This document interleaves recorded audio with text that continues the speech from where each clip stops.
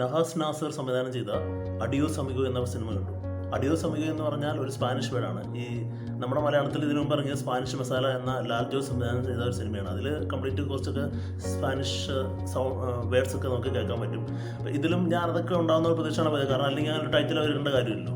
അപ്പോൾ അങ്ങനെ പോയി കണ്ടപ്പോൾ അതിൻ്റെ ഉള്ളിൽ ഈ പേര് ടൈറ്റിലിൽ മാത്രമേ അഡിയോസ് അമിഗോ എന്ന സ്പാനിഷ് വേർഡുള്ളൂ, ബാക്കിയെല്ലാം മലയാളം തന്നെയാണ്. പക്ഷേ ഈ ഒരു വേർഡ്, ഈ ഒരു ടൈറ്റിൽ ശരിക്കും ആ സിനിമയ്ക്ക് വളരെ ആപ്റ്റായിട്ട് സിനിമ കണ്ടു കഴിയുമ്പോൾ നമുക്ക് തോന്നും. അഡിയോസ് അമിഗോ, അമിഗോ എന്ന് വെച്ചാൽ ഫ്രണ്ട് എന്നാണ് അർത്ഥം സ്പാനിഷിൽ. അഡിയോസ് എന്ന് വെച്ചാൽ goodbye. So goodbye friend എന്നാണ് അർത്ഥം. അത് ശരിക്കും ഈ കഥയ്ക്ക് പറ്റിയ ഒരു ടൈറ്റിൽ തന്നെയാണ്. നല്ലൊരു ടൈറ്റിൽ തന്നെ അവർ സെലക്ട് ചെയ്തിരിക്കുന്നത്.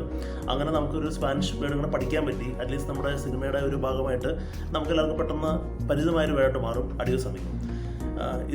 ഇതിൽ സുരാജ് വെഞ്ഞാറമൂടും ആസിഫ് അലിയുമാണ് നായകകഥാപാത്രങ്ങളെ അവതരിപ്പിച്ചിരിക്കുന്നത്. ഈ ആസിഫ് അലിയുടെ അടുത്തിറങ്ങി 2 ആഴ്ച മുമ്പ് ഇറങ്ങിയ ഒരു ലെവൽ ക്രോസ് എന്ന പടത്തിൽ നിന്ന് ഭയങ്കരമായിട്ട് മേക്ക് ഓവർ വന്നിട്ടുണ്ട്. വെച്ചാൽ അത്രയും വ്യത്യാസം വന്നിട്ടുണ്ട് ഇതിൽ ആസിഫ് അലിനെ കാണുമ്പോൾ. അതായത് ആ പഴയ ആസിഫ് അലിയാണോ ഈ ആസിഫ് അലി എന്നുള്ള രീതിയിൽ തന്നെ മേക്കപ്പ് കൊണ്ടും പിന്നെ അഭിനയം കൊണ്ടും ആ കഥാപാത്ര സ്വഭാവം കൊണ്ടൊക്കെ വളരെ മാറ്റമുള്ള ആളാണ്.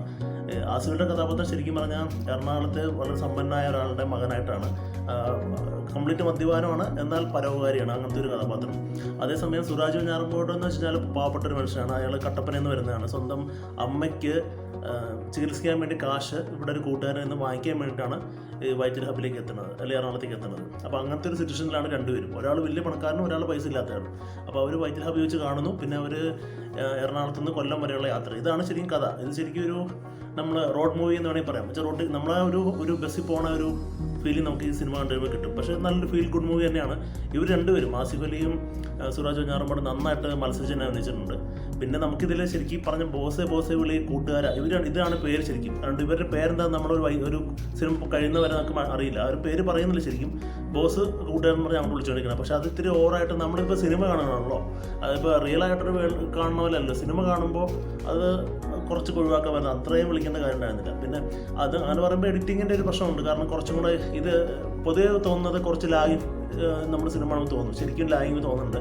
എന്നാലും അത്ര മോശം പറയാനില്ല. അതൊക്കെ ഒന്ന് ഒഴിവാക്കി നിർത്തി കഴിഞ്ഞാൽ സിനിമ മൊത്തത്തിൽ കൊള്ളാം. പിന്നെ ഇതിലെ പശ്ചാത്തല സംഗീതവും പിന്നെ പാട്ടൊക്കെ നന്നായിട്ട് തന്നെ ചെയ്തിട്ടുണ്ട്. ഇതിൽ നായിക കഥാപാത്രം ചെയ്ത ആളും നന്നായിട്ട് തന്നെ അവതരിപ്പിച്ചിട്ടുണ്ട്. ഇതിലെ സ്ലാങ് രണ്ട് സ്ലാങ്ങിലാണ് സംസാരിക്കുന്നത് ആസിഫ് അലിയും സുരാജ് വെഞ്ഞാറമൂടും.